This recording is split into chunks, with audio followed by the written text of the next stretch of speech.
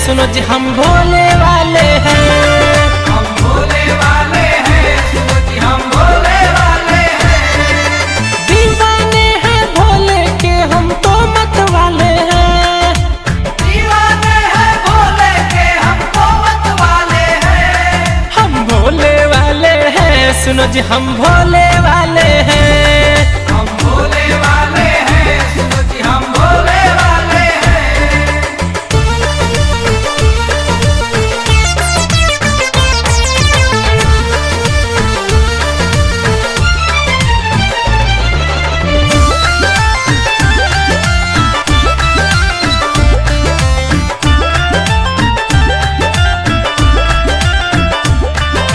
भोलेनाथ के पांच भक्तों रहते हरदम मौज में, रखा है देवघर वाले ने हमको अपनी गोद में।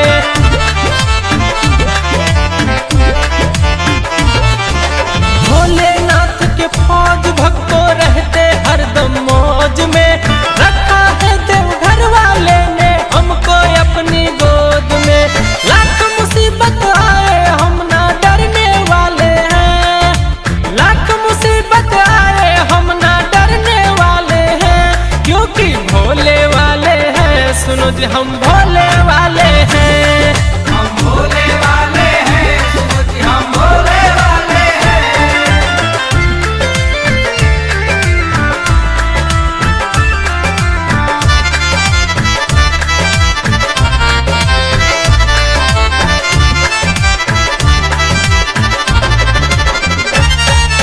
तूफान संकट के चाहे हो आग के गोले, देवघर वाले बाबा मेरे साथ खड़े हैं भोले।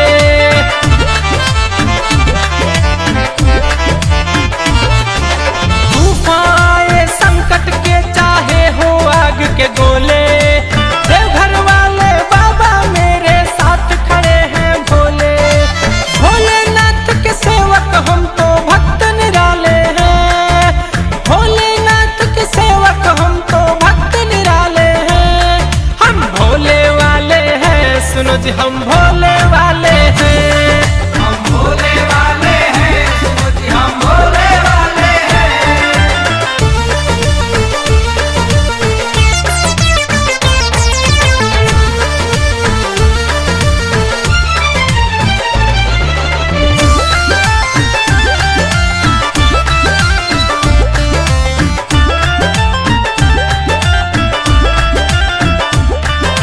दीपक शंकर की मानो यूं भटको ना दीवानो, ये जग के दाता है महिमा भोले की पहचानो।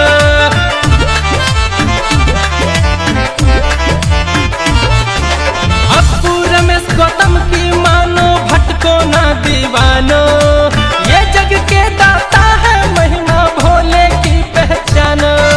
खुल जाते पल भर में यहाँ तकदीर के ताले